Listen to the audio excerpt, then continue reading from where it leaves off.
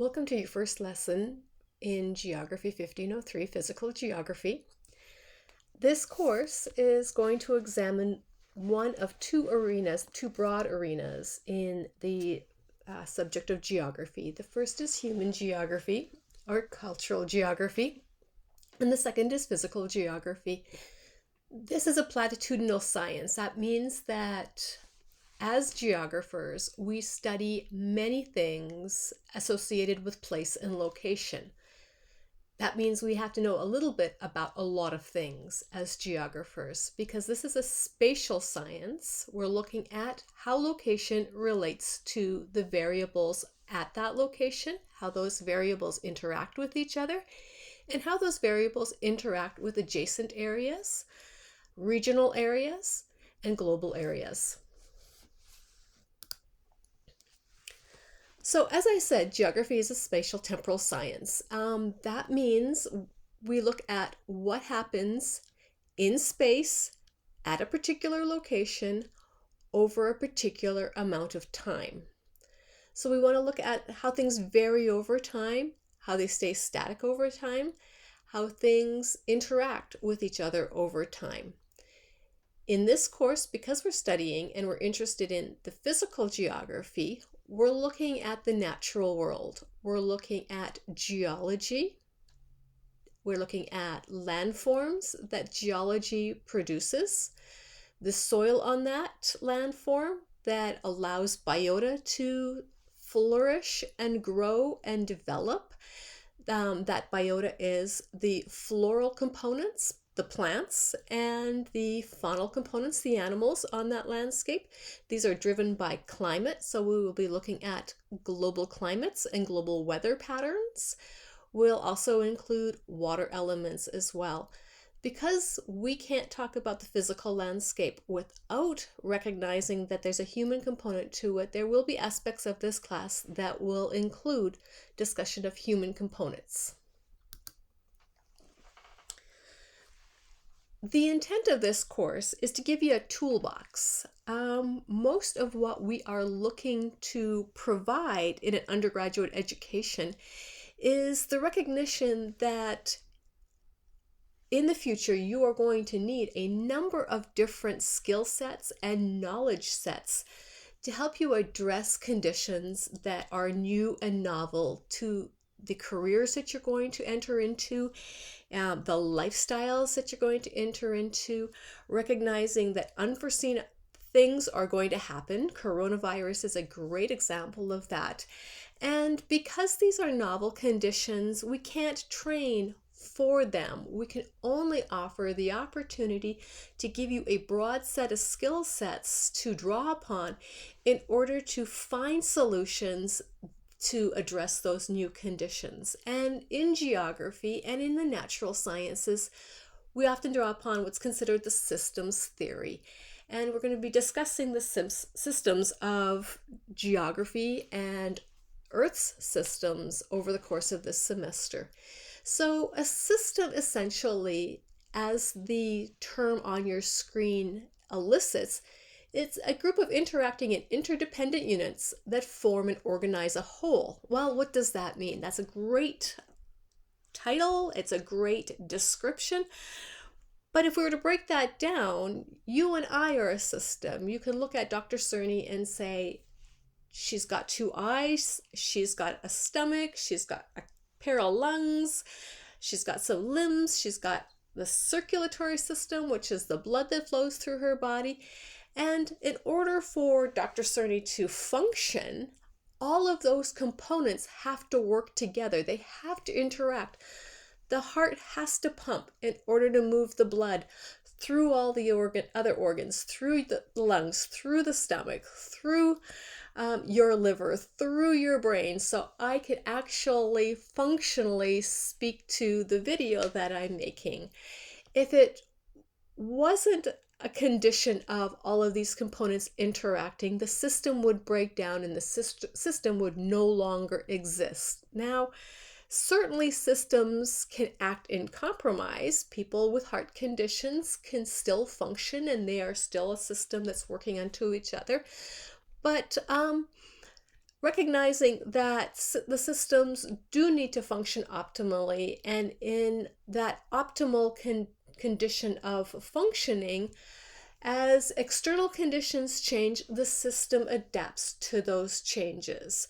So if the heart is compromised in some way, perhaps poor diet, or other conditions of genetic relationships, perhaps then that other organs in the system will have to work overtime to compromise or to assist that compromised heart. So you're a system, but you're a system within a system, and the system that you're in is the Earth system, which includes air, water, geology, and in order for you to function, this solar energy has to come reach the Earth. That energy is going to drive that system. It's going to make you breakfast by energizing the biota and driving water systems. So we're going to evaporate some water. We're going to have that water then precipitate onto a landmass. That landmass is going to energize the plants that are growing there, that are growing in the soils, and then eventually produce breakfast for you, perhaps a banana and perhaps some cacao for your coffee. And we then motivate and move those important elements for you to consume. You're going to input that energy, which started out as solar energy, which drove the water system, the biota system, the soil system, to make your coffee bean and to make your banana. And now you're going to consume that energy, which was translated into those physical components of your coffee and your banana, into your system, and your digestive tract is going to then break down those components into elements that can be used by your body, and eventually you are going to expel that matter and put it back into this system the next time you visit the laboratory. So this system then requires an input of energy. It transfers that energy through a number of different components, and then out of your system into the ecosystem again, into the hydrological system, back into soil, where then the ecosystem then can retake that material up and then redevelop another plant out of it that will get used and then develop more matter for us to use. So there are systems within systems, or subsystems within. Normally we consider the human body an open system. We take energy out, it drives through our body, and then we expel that. The Earth works the same way. It's an open system. For the most part, most of the energy that the Earth uses comes from our sun.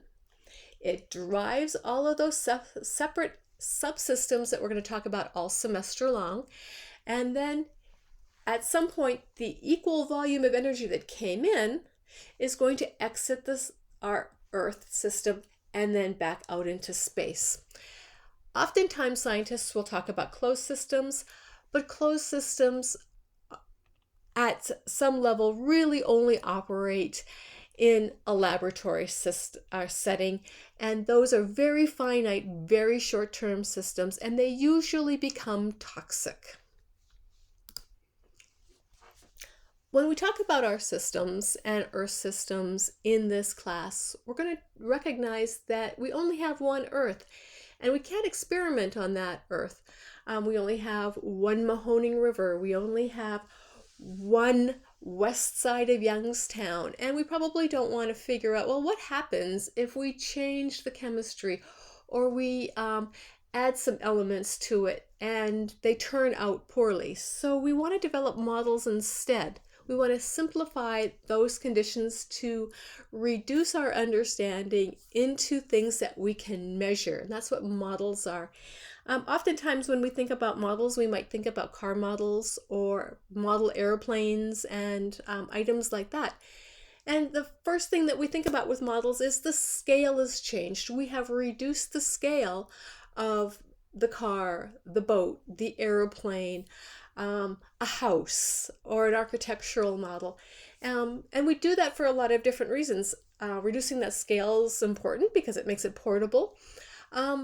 But we also do it for cost and other relationship activities. But within that model, we select for certain elements that we can observe because the Earth is a complex place.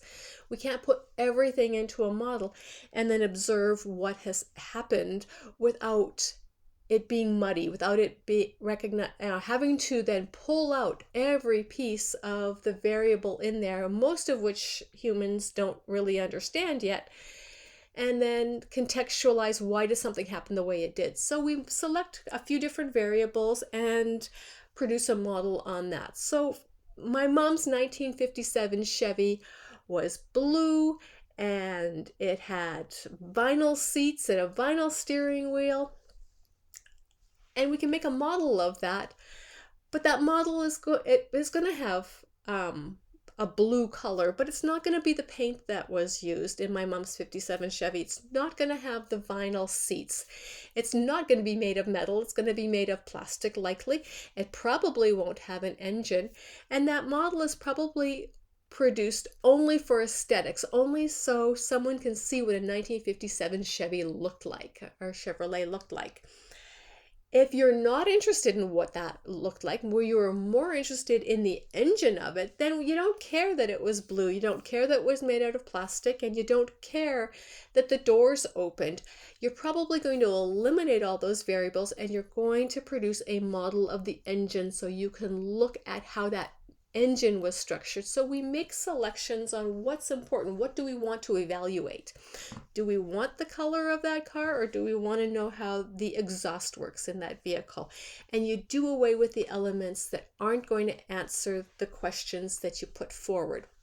So we simplify that in 1957 Chevy. We're going to do the same thing with the Earth. We're going to simplify reality so we can understand specific components, and we mostly do that so we can predict what happens if we add more carbon to the atmosphere. How will the atmosphere change? What will that do to the system of the atmosphere?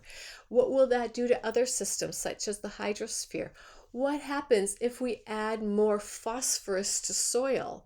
And it's a particular soil. It's the soil that you find in Kansas. How will that change perhaps agriculture in Kansas? What if we add that same phosphorus to soil in Nevada? What will that do to the soil in Nevada? Will it react the same way? Well, probably not, because the geology and the mineral components of the two soil characteristics in those two different states are going to be different. So we want to be able to sample and predict and figure out which is the best volume of that component to change the soil characteristics to optimize the agriculture in those two states, for instance. So we want to use it as a prediction tool. We have four primary different models that we use. A physical model, consider a globe. A globe is a nice physical model. Most of the globes that you see in classrooms are chosen for characteristics to help students understand what the Earth looks like, but it's not a good physical representation of the Earth. The Earth isn't spherical and round that way. It's actually an oblate spheroid. So, but it gives you what you need to know. It tells you where the location of the continents are. It tells you how big the water bodies are. It tells you other features like where are the mountain ranges, where are the plains, where are the coastal areas. So it gives you that contextual tool. But there isn't real water on there. You can't feel it. You can't feel the texture of the planet by running your fingers across that globe. It's usually a smooth surface. So we've simplified that down. So a physical globe is a good physical model for education purposes primarily. The screen, or the picture on the screen at the top here, is a physical model of a hydrological system with a dam on it, much different than your globe. And not only is this used for education, but it can be used for experimenting. What happens if the water volume in the dam lowers? We don't get enough water over a number of years in the mountains in this landscape that this is a model for, and the water volume drops. How much will that dam produce electrical energy for the people that that dam depend upon? What do we know about the upstream and the downstream relationships of this dam if this dam were to be constructed? Is it going to impound heavy metals on the upstream side of that dam? Is it going to change the temperature of the water? By how much will that water temperature change? If it changes the temperature of the water, what organisms are going to be affected by the change in that temperature? So physical models like that become really characteristically important for being able to predict and understand what will happen if something changes on that landscape. Pictorial or graphic models are your classic maps. Most maps, when we think of maps, are paper maps. And the map that's on your screen is actually a paper map, or a digital map actually, of Youngstown proper. You can see Wick Park in that map. You can see the grid systems. It's color coded. The gold colored features are industrial sites. The roads are clearly delineated. We've got a blue area, which is the downtown location. So color coding helps identify what features are where. Does that model help me?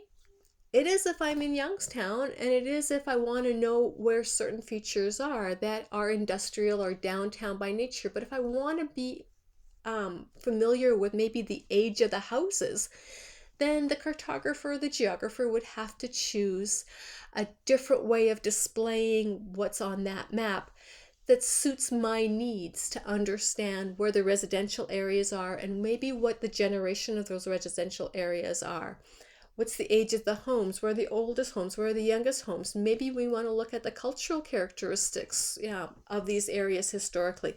What people's purchased homes and lived in homes in different parts of the city historically. So we would change those characteristics in that pictorial map.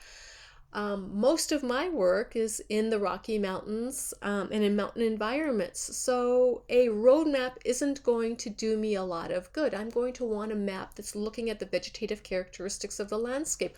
Where are the aspen trees? Where's the hydrological features such as the rivers and the lakes?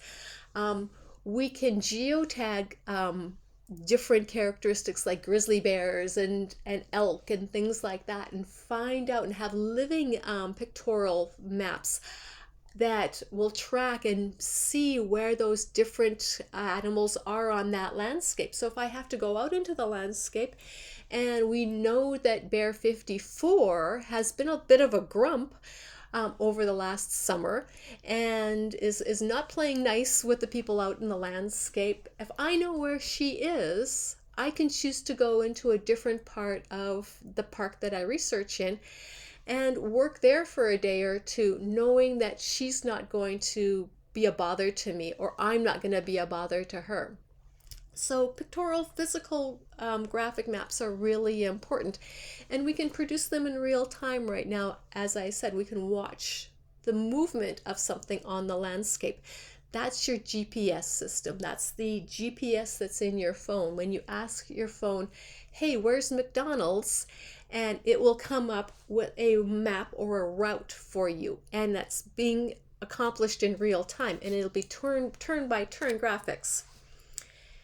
A mathematical or statistical model then provides us the opportunity to then calculate characteristics. I will use a mathematical or statistic model to predict the rate of recovery of vegetation after a forest fire. How fast should I see the trees return to this landscape? How many trees should I see under different conditions? If the temperature warms up, will I have fewer or more trees? Will they be of different compositions? Will I see the trees that I used to have, or will new trees come into the landscape and then overtake the historical trees that were there? So we use mathematical and statistical models to predict that way. Probably the most classic statistical and mathematical models that we use are those to predict the changes that occur in climate. If we see an increase in cloud cover at the mid-latitudes, what will that do for temperatures in places like Pittsburgh and Youngstown and Cleveland and Cincinnati? If temperatures change and we see a change in the type of cloud cover, what will that do for precipitation? When will that precipitation occur? What forms will that precipitation occur in? Will it change? Will we increase that volume at certain times of the year? Will we see decreases in that volume of a certain time of the year? So this is what these statistical models allow for. And then we've got conceptual models, and every one of us uses a conceptual model just about every day. As students, your conceptual models are recognizing what is it that I want to gain from my degree program. I want to get a degree in nursing, or I want to get a degree in education, or perhaps business. And out of that conceptual model, your degree program is laid out. You have absolutely certain classes that you must take to fulfill your degree in early childhood education, for instance.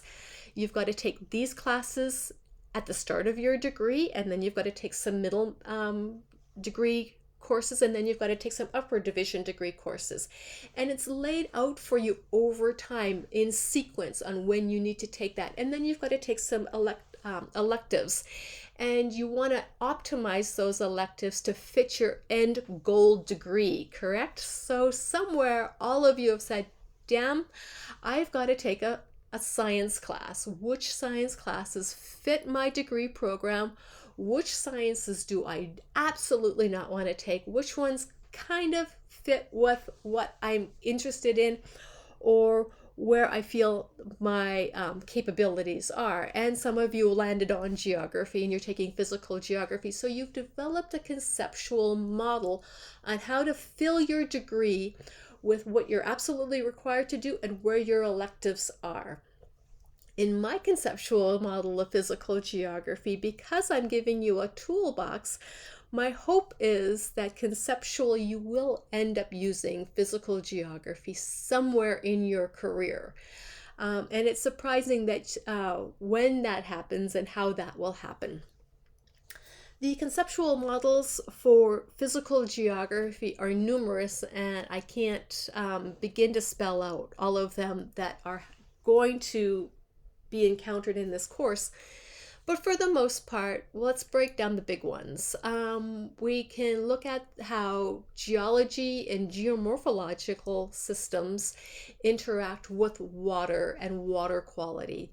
And that water and water quality is, how is that driven by the atmospheric movement and atmospheric temperature ranges? Does that water come to you as frozen water, as snow or ice? Or is it liquid water? How does that liquid water then interact with the geologic structures? Does it result as a chemical interaction which dissolves the rock? Does it act as a force which over time erodes and liberates different mineral components? Does it act as ice in which it expands and contracts and physically rips minerals from the surface of that geology? Together, those then interact with the biotic component of the earth, and the minerals and the water and the climate all interact to produce some sort of ecological system that we all depend upon. So you've just formulated a conceptual model as you were able to imagine, what does snow look like when I mentioned frozen water? Or what does rock look like? You've probably had a concept of each one of those as I discussed through this dialogue.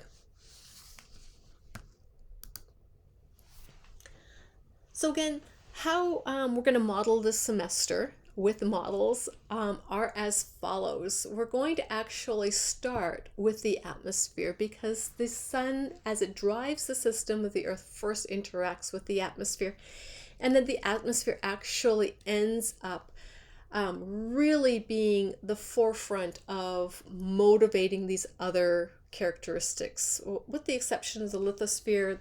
To some degree, the lithosphere has a second energy source to it, which is the center of our planet.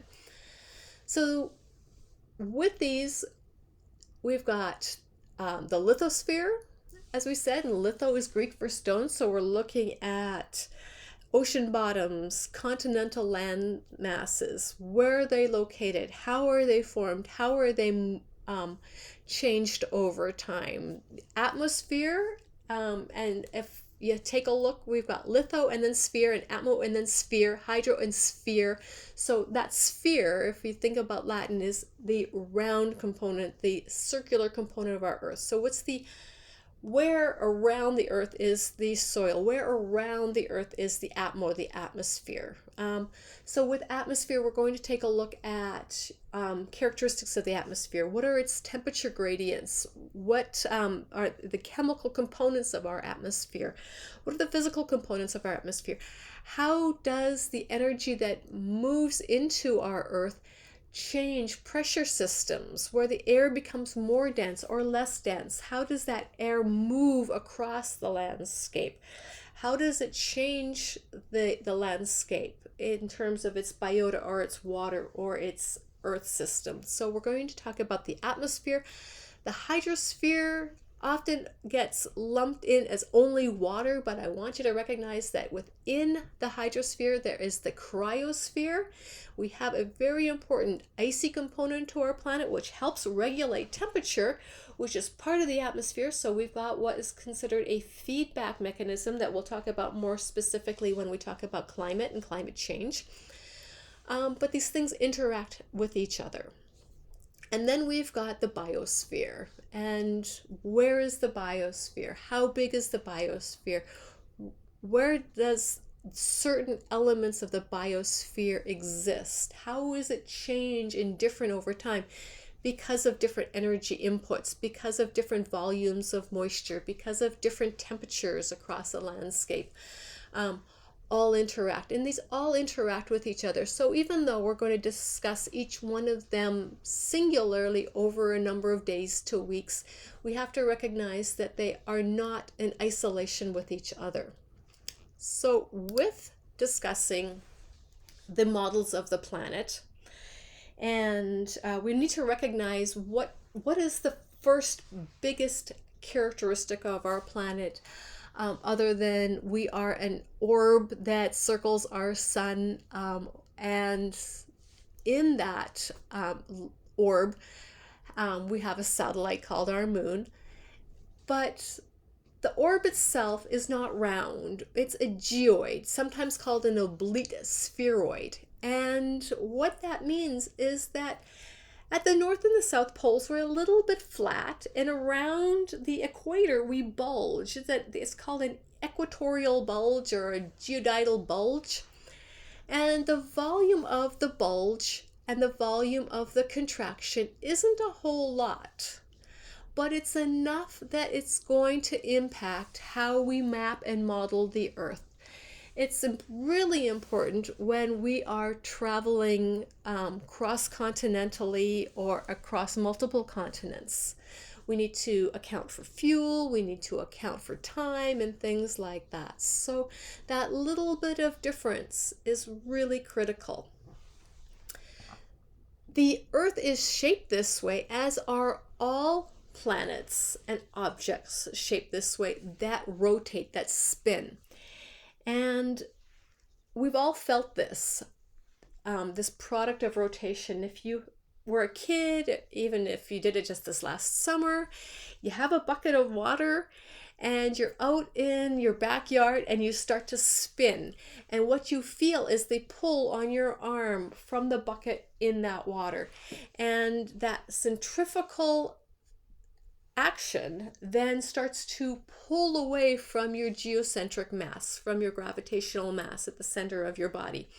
And it pulls outward. And what it ends up doing is it compresses along the axis of rotation, and it pulls out along your arms, and you feel that in your shoulder, in your elbow, in your wrist as that bucket is pulling outward.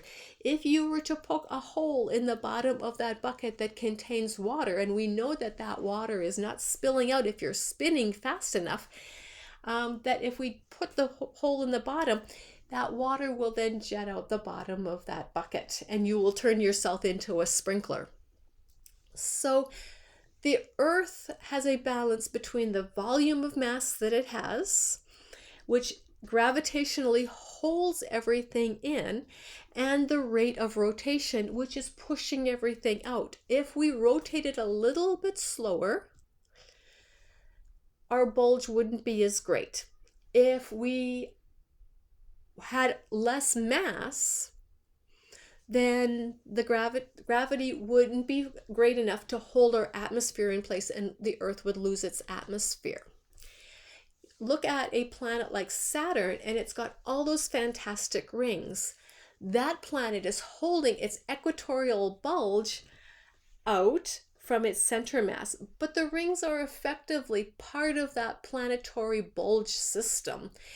There's enough mass holding those moons in place, but there's enough spin keeping them in orbit. So a fellow named Ptolemy, or at least in Western society, Ptolemy is recognized as developing a coordinate system to help map out the Earth. And Ptolemy figured out that the Earth was round by a couple of different things. And again, because we attribute it to Ptolemy, doesn't mean that there weren't others that recognized this. He just happened to write it down and put it down for posterity. But we know that the Hindus had this knowledge. We know that early China had this knowledge. Egypt certainly had this knowledge, and we're recognizing now that the Mesoamericans also had this knowledge, that the Earth is functionally round and that we can measure the size of the Earth. And he was right in terms of the general size of our planet. And he knew this for two primarily different reasons. Living on the Mediterranean, he would watch ships go out and ships come back, and looking out into the ocean, not only did they get smaller in recession, but the hull of the boat would disappear first, and then the mast of the boat would disappear second upon leaving. Upon arriving, if you looked out onto the horizon, he would see the mast, and then he would see the hull. So he was recognizing that these ships were dipping over an edge. So that was the first bit of geographic evidence that the Earth was round. The second is the relationship between the sun, the moon, and the Earth. And the phases of the moon, as the moon circles our Earth, recognizing that what those phases are in its change from a waxing to a full to a waning moon, and then a new moon, is that we're seeing the Earth pass between the moon and the sun over different parts of the day, and that we're seeing the shadow of the Earth change the shape of what the moon looks like over the course of 28 days. So knowing that the Earth is round and understanding the principles of math, we can then divide up the Earth into equal units. And this is this coordinate system that we see. We've got a 360-degree Earth, and within each degree, we can divide up that degree into 60 minutes. And certainly we know that a minute has 60 seconds. So we can move across 1 degree, and a minute would be about the equivalent of driving from Youngstown into Niles.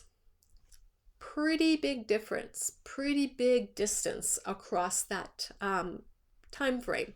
So if somebody said, hey, come to this coordinate system, and it doesn't include enough minutes and seconds, you could be wandering around and never find who you're looking for or find the location of what you're looking for, because it's just not fine enough. So we want to break that into a minute. That's going to get us down a whole lot closer. We then get down to to those seconds, 60 seconds.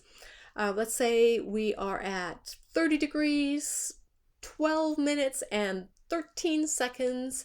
That'll get us into around the size of Youngstown proper that minute. And then we can get into into that seconds. And then we can get down into fractions of seconds. And that will get us right down to the street level, right down to where you are. How I know where I am from the McDonald's that I used my GPS on my phone to navigate me to. So this grid coordinate system, we're going are multifold. No, now we've got many different grid coordinate systems. We've got Universe Transverse Mercator. We've got some military grid systems. If you were in the military, you may be familiar with some of those. And then there's the most common, which is latitude and longitude. And we'll be using exclusively latitude and longitude for this semester. So with latitude is the measurement north or south of the equator. So 0 degrees latitude is the equatorial system, and as we move northward, we reach the apex at 90 degrees north latitude. As we move down, we reach its apex at 90 degrees south latitude from the equator. This is the most important concepts for understanding location that we're going to use over the course of the semester is what's north and south of the equator, because the sun moves into the northern hemisphere and into the southern hemisphere all year long, and it's going to change the energy inputs at those different characteristics. So at the beginning of the spring semester, the sun is in the southern hemisphere. The southern hemisphere is being energized. They're in their summer months. We are now in our winter months because we're not getting the direct solar energy because the sun is in the southern hemisphere. So this is how we're going to operate this semester, understanding where that sun is, what is it driving, what are the characteristics that are occurring in those locations which are receiving solar energy, and what are those characteristics in those locations that are not receiving solar energy. Furthermore, we're going to talk about low latitudes, mid latitudes, and high latitudes. A low latitude runs between 0 degrees and 30 degrees north and 0 degrees and 30 degrees south. That would be a low latitude. So think small number, low latitude. A mid-latitude would then be between 30 degrees north and 60 degrees north, or 30 degrees south and 60 degrees south. Mid-latitude. That is the bulk of where most of the United States lies, is within a mid-latitude. That provides us with 4 clearly distinct seasons. And those seasons then drive a lot of really important things like agriculture and economics. High latitudes then are 60 degrees north to 90 degrees north and 60 degrees south to 90 degrees south. So this is how we measure degrees from north and south latitude. And these are angular distances. So imagine the center of the earth as a fulcrum, and that you are drawing an arc or an arc radius from the equator northwards 90 degrees and from the equator southwards 90 degrees. Measuring east and west is along longitudes, and we're not going to spend a lot of time with longitudes this semester. We might mention them once or twice, but really the physical geography is really about how far north or south you are from an equator. East and west measurements are far more important in cultural geography when we're looking at movements of people, movements of ideas, contextual units of nation states or commerce, things like that. So longitude or meridians, they go by both names. 0 degrees is measured through Greenwich, England, and we measure the Western Hemisphere from Greenwich across to the Pacific Ocean, and we measure east latitude from Greenwich across Europe, across Asia, into the Pacific Ocean. This east-west measurement also falls on 365, and we divide those up over a 24-hour rotation. So equivalently, on an international clock, 15 degrees of movement results in about 1 hour travel time. All right, so with Earth movement, we can look at two different types of movement that the Earth itself does. And it's important that we recognize this Earth movement because the terms are close and they're easily confused. Revolution, to revolve, is to move around something. And when I was an undergraduate, I used to think of the French Revolution, and then I came to the United States and I was like, oh, like the American Revolution, right? We moved across the landscape to get to somewhere. So the Earth is moving around the sun, and it takes 365.25 days to make one full revolution around the sun. Now, the average distance is about 9 million miles. And we say average because the sun's and the Earth's relationship to each other changes over time. Currently, we have an elliptical orbit around our sun, but in the past and in the future, we're going to have a more round revolution around our sun. So currently, the location of the Earth when we are closest to the sun is in January 3rd. We're about 91 million miles away from the sun. So we're at our closest in January, and that's perihelion. Helon means sun, peri means close, so close to sun. We're farthest from the sun on July 4th, 94 million miles and change from the sun during our summer months, and that's ampi for helon. So ampi-helon is on July 4th. 365.25 days of rotation means we've got a little bit extra every year. And that extra over a quarter or 4 years amounts to one full day. So every leap year, we add that day to February, and it becomes February 29th. And that's important because the time it takes to move around the sun doesn't change. We're in the same location year after year after year. But if we don't make that adjustment for that quarter, then our calendars become erroneous and we lose a day every year. And pretty soon December 25th isn't Christmas.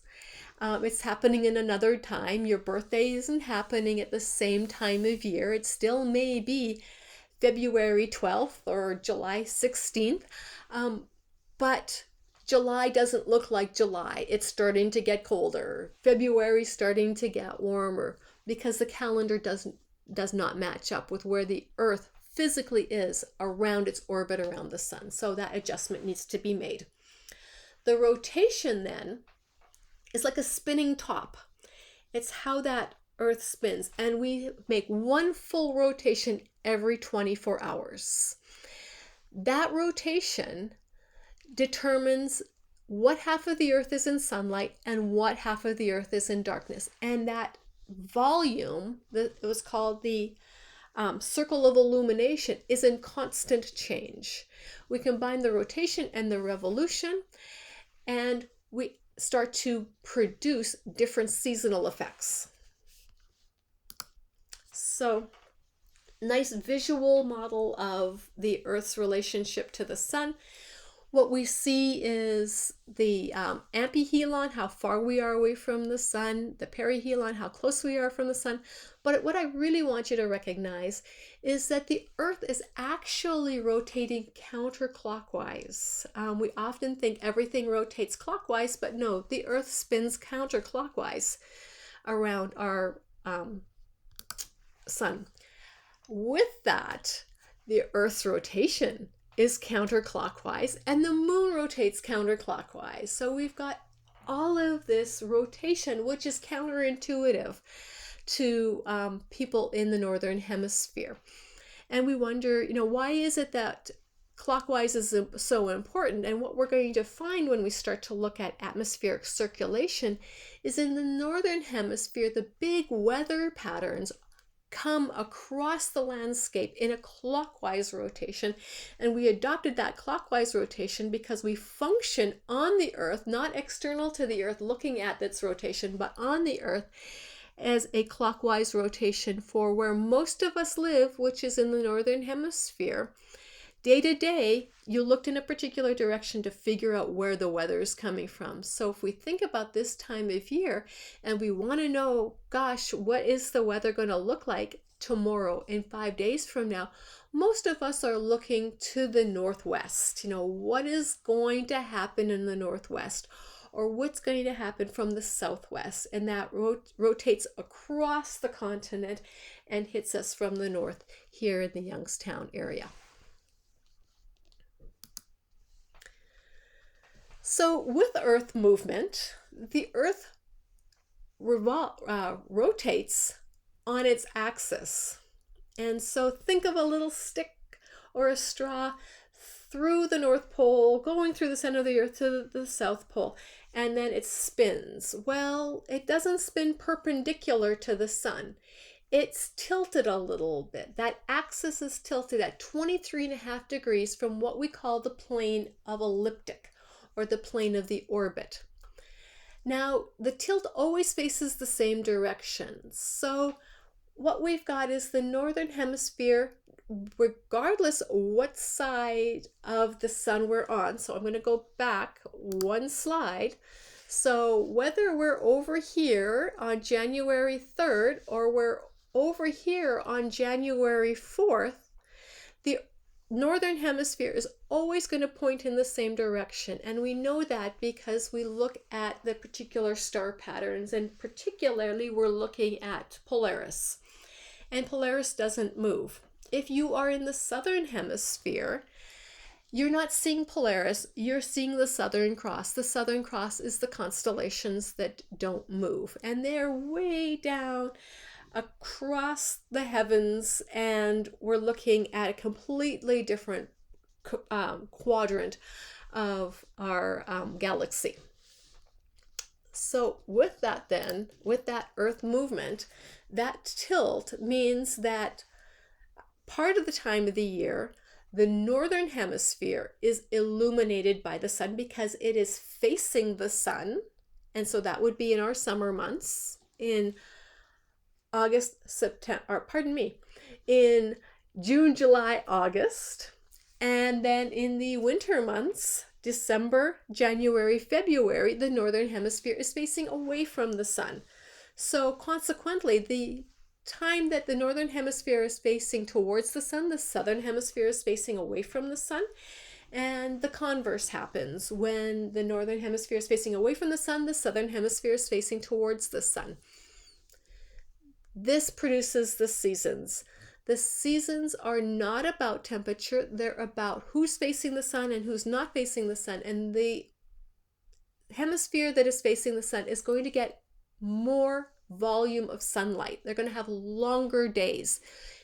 Consequently, when you have longer amount of time that is getting solar energy because you're facing the sun, you're going to get warmer, you're going to get hotter. So think of standing in front of a fireplace, or thinking about standing in front of a campfire. If you've had a long day and you're kind of chilly and you sort of put your hands out towards that campfire, your hands are going to get nice and toasty. The longer you radiate your hands in front of that fire, the more your hands are going to get warm. But your backside's not going to get so warm. So the longer you're there, hotter the hands, the colder the bum. If you need to warm up your backside, you're going to physically rotate your body around and expose your back and the back of your legs to that campfire and warm that. So it's duration of exposure that produces seasons, and consequently the duration produces an increase or a decrease in temperature. So the combination of the axis, the tilt, and the revolution then produces those seasons. Now I want to say that currently our Earth is tilted at 23.5 degrees from the plane of ecliptic. In the past, that tilt has been greater, 24, 24.5, pushing 25, and it's been less. It's been 22, it's been 18. And that plane of ecliptic tilt change is going to then determine how much exposure there is. So the greater the tilt, the more exposure the northern hemisphere is going to get in the summertime, the more exposure the southern hemisphere is going to get in their summertime. When the plane of ecliptic tilts less, we're at 18 degrees off of the plane, then the equatorial region is going to get more sunlight, and the northern hemisphere and the southern hemisphere during their summer months is going to get less sunlight. If it gets less sunlight in the summer, the temperatures are going to be lower. If they're getting less sunlight in the winter, temperatures are going to be lower. More sunlight because you're tilted more towards the sun, more hotter in the summertime, cooler in the wintertime. So we see now how temperature gets driven by the volume of axis tilt there is. That axis and that revolution then with the spin of the Earth then creates which parts of the planet are exposed on a 24-hour time frame and which are not, and it's always half. So here's that tilt the way it is. So if you have a look, here's our equator, and I want you to recognize right here as I pass across this South America, the equator runs through South America top. It does not run through here where a lot of people sort of imagine that to be. And we can kind of see part of Africa sticking out right here. Well, most of us often will consider Africa to be a southern hemisphere continent. It is not. The largest part of Africa is actually in the northern hemisphere. So here's the equator, and we just tilt it a little bit. We tilt it 23.5 degrees here. That same tilt, 23.5 degrees is here. It's written over here. We tilt that, and so in the summertime, all of this is facing the sun for the northern hemisphere. In the summertime, all of this down here is facing the sun in the southern hemisphere, summer months. Because we're in January right now, the Earth is moving across its orbit around the sun, and so we're seeing the sun move into the northern hemisphere, which means the days are getting longer here and the days are getting shorter down here. So important days across the year for all hemispheres are the solstices and the equinox. So for North America, the winter solstice is the shortest day of the year, and that happens on December 21st or 22nd. It depends on the year. Remember that we've got that quarter day that happens every year, so there's a little bit of variability.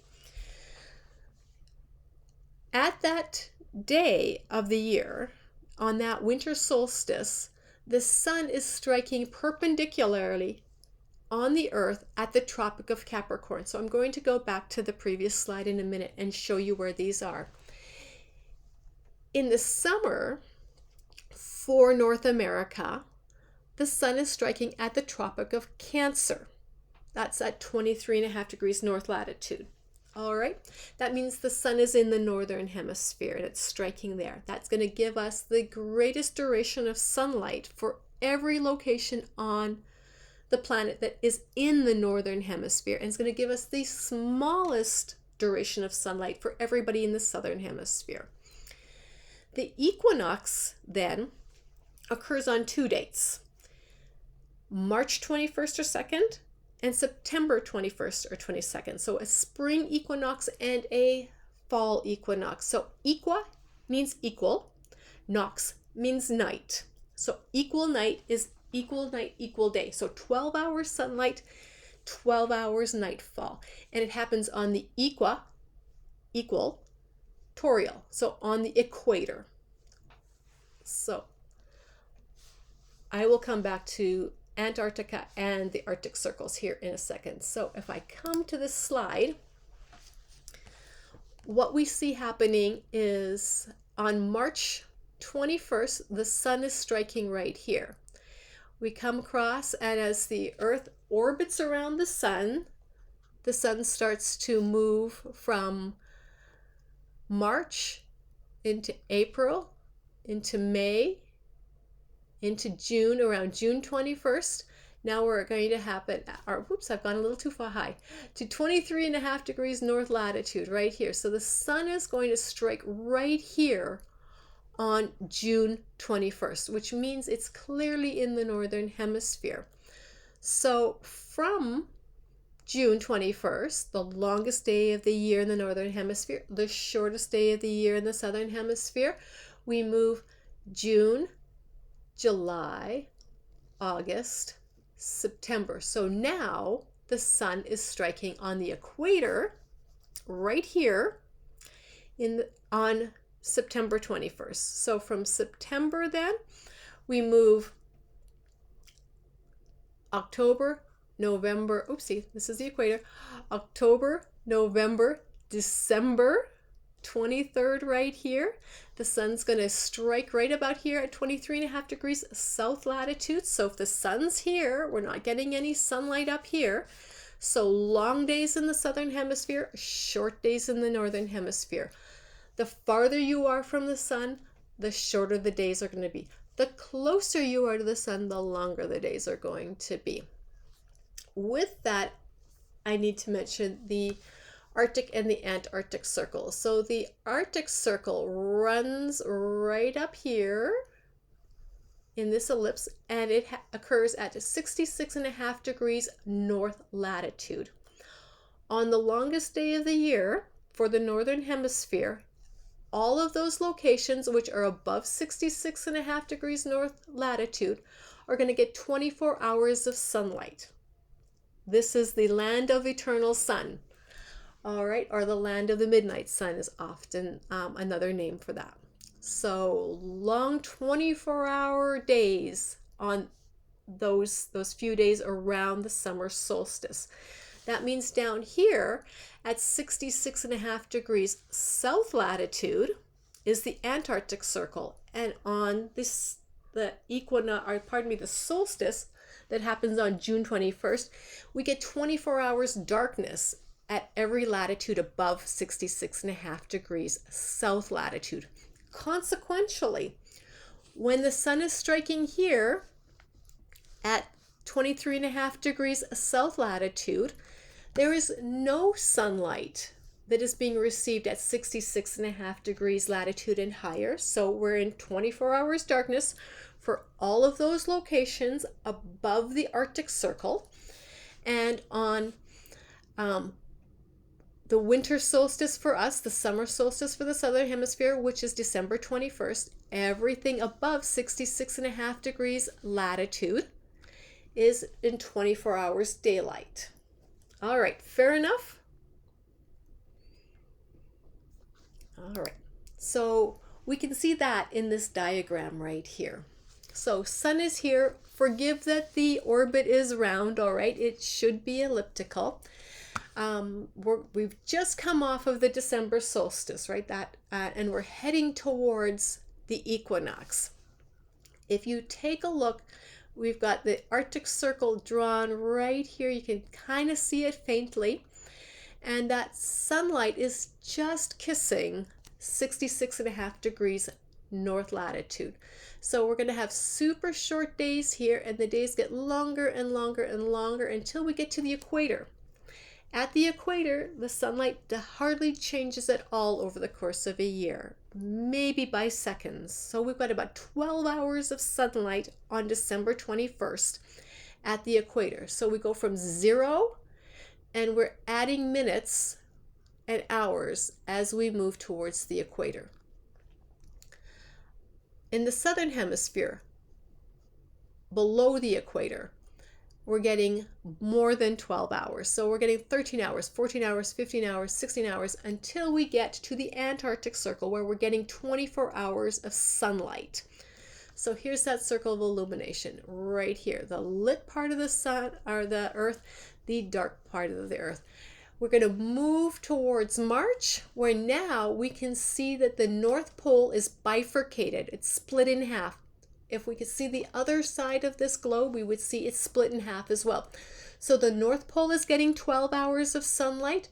Here at the Arctic Circle, there's 12 hours of sunlight. Down here around Youngstown, we're getting 12 hours of sunlight. The equator's getting 12 hours. Rio de Janeiro's getting 12 hours. And the South Pole, 90 degrees south latitude, is getting 12 hours. So everywhere, equinox, everyone's getting the same amount of sunlight on this particular day. So the Earth, for the days that you are looking at this slide set, we're sitting right about here. So we are gaining sunlight and we're heading towards having 12 hours sunlight. We're still a good month and a half, or 2 months I should say, away from that full 12 hours, but we're gaining sunlight. As we move further and we get to June 21st, now we see the entire northern hemisphere is illuminated above the Arctic Circle. So as you transcend across the Arctic Circle, everything in here is getting 24 hours of sunlight. As we move below that Arctic Circle towards the equator, we're going to get less and less sunlight, but you can see here I've got some volume of sunlight that is increasing. I've got a decreasing amount and decreasing amount. So I'm going to get 12 hours of sunlight right here, right across the equator. And we're going to increase the volume of sunlight. So on July 4th, not just a couple of days after the summer solstice, think about when you can light fireworks and see those in the sky. When is it dark enough to do that? Around 10, 11 o'clock, right? I grew up in Alberta, Canada, and we had to wait until close to midnight to set off fireworks on July 1st, which was the equivalent of our Independence Day, Canada Day. So a couple of more degrees north meant I got a lot more sunlight in the summertime than my neighbors in the United States did. The opposite is true as now we move into the fall and into the winter. Or pardon me, into the fall, there we go, and then into the winter. So we're going to lose sunlight in the northern hemisphere and gain sunlight for the southern hemisphere until we reach the summer equinox, or the September equinox. 12 hours everywhere across the planet. Everyone's getting the same amount, and now we're going to lose more and more sunlight in the northern hemisphere and gain more and more sunlight in the southern hemisphere until we reach December again. And so as I was saying, I would trudge to school and it would be dark at 8 a.m. and I would trudge home from school and it would be dark. We had very short sunlit days in December at that higher latitude. All right. So with Earth movement and that 24-hour rotation with the length of the day and the axis, basically what you're going to see is there's the greatest amount of sunlight variation above the Arctic Circle and above the Antarctic Circle. We're going from 24 hours daylight on the summer solstice to 24 hours of sunlight absence in the winter solstice. At the equator, very little variability. As I said, seconds. So it doesn't matter whether it's a solstice or an equinox, the equator's getting the same amount every day. Places like Youngstown, which are mid-latitudes, remember I said that the United States is a mid-latitudinal nation, we're going to get some variation. We're going to get everything from 21, 22 hours of sunlight in the summertime to 6 and 8 hours in the winter time. So we're not getting the big fluctuations that the high latitudes are getting. We're getting moderate fluctuations of sunlight at mid latitudes, so think moderate mid, and then those low latitudes 0 to 30 north and 0 to 30 south, low latitudes, low volume of change in sunlight. All right, we're going to change the name of sunlight to insolation. All right, and so we're getting all this sunlight and it's being received by the earth. It's pure energy and it's going to hit the very top of our atmosphere, and now we're going to be able to measure how much energy is coming in. So that solar radiation, we're going to measure by volume and measure by wattage.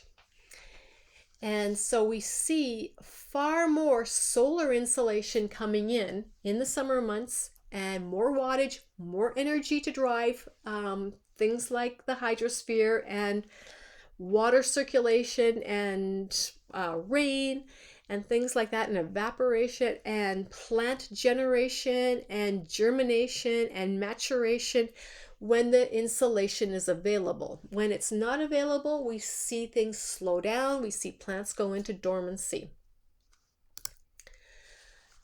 What we also see, and this as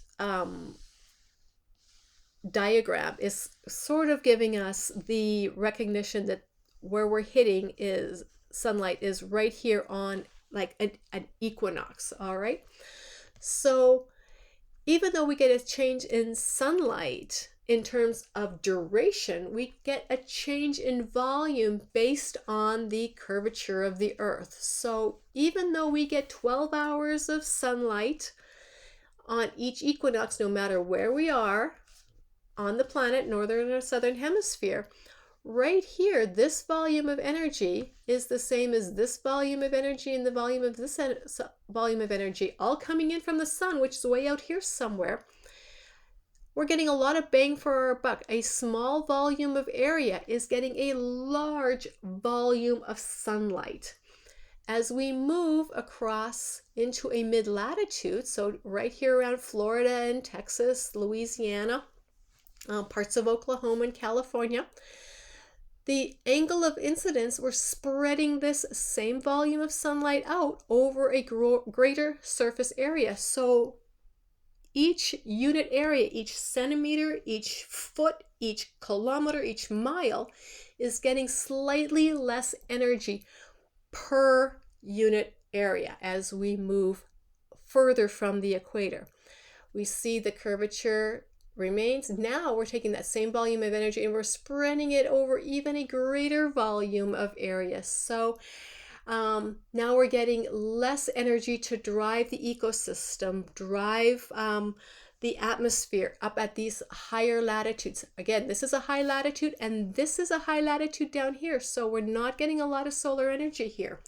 Not a lot of solar energy, particularly during summer months, means we don't have the same energy to warm up these locations at this location and this location to melt a lot of that snow or to melt that ice, right? The days are long, but I'm not getting a lot of energy. So the temperatures aren't going to be that hot. So this is what we get. So if you think about it a different way, this is very small number of kilometers or square miles. This would be your mom comes home with a chocolate bar and you are the only kid in the family and she says, "Hey, Buster, I bought you a chocolate bar." You get the whole thing. Here's a family of 3 kids. 1 chocolate bar comes home with mom. We're spreading that same chocolate bar over 3 children. You get a third, you get a third, you get a third. Not as much energy.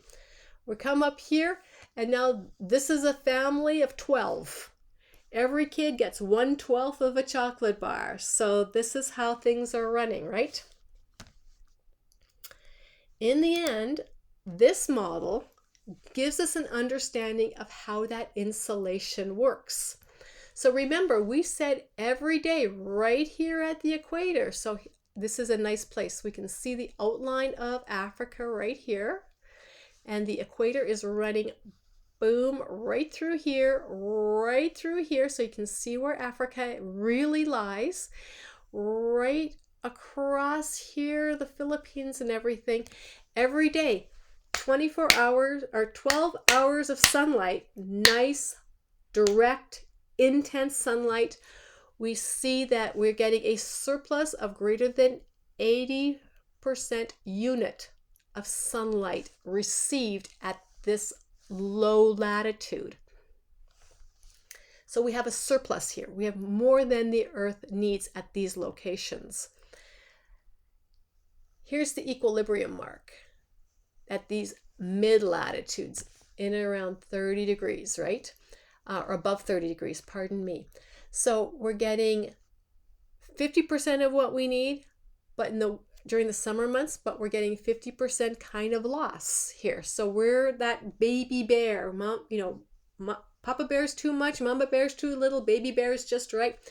We're in the Goldilocks zone. We're the baby bear. We're getting just what we need here.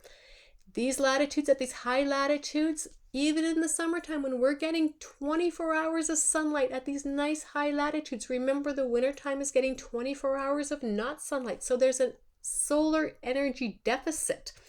They're not getting enough energy to sustain themselves every day of the year up at this latitude. And listen to the language, and up at this latitude, right? This is a high latitude, so this is still up. This is not up here, and this is not down here.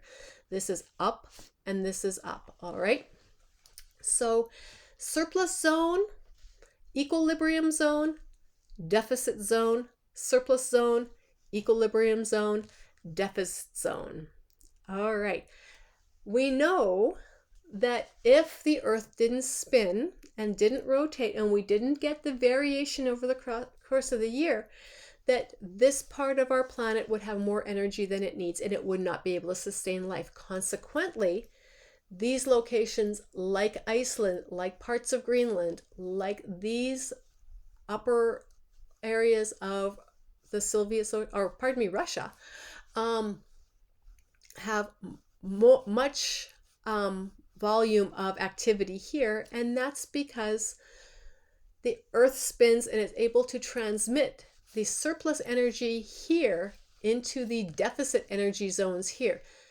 Likewise in the southern hemisphere, surplus energies here. Circulation of the air and the water provides these deficit areas with the needed energy for those ecosystems. So all those penguins in the southern hemisphere and in Antarctica happily exist because of surplus energy that comes from these low latitudes. All right, guys, that's the first lecture for this module for this semester. As always, I want you to be really clear that I want you to contact me if there is something that you don't understand, that you want to talk about a concept, or you've got an idea, or something is really grooving on you and you're really excited about it, or you're just like, what the heck, I don't get this. I want to hear from you. So please email me or message me. All right. Again, Fridays are quiz days, so I need you to read through all the material through the PowerPoints, read your textbook, and watch the videos that I'm sending to you, all right? Those module quizzes are open from 6 a.m. until 11:30 p.m. I will send reminders. All right, have a good week. Hope to hear from you soon. Bye.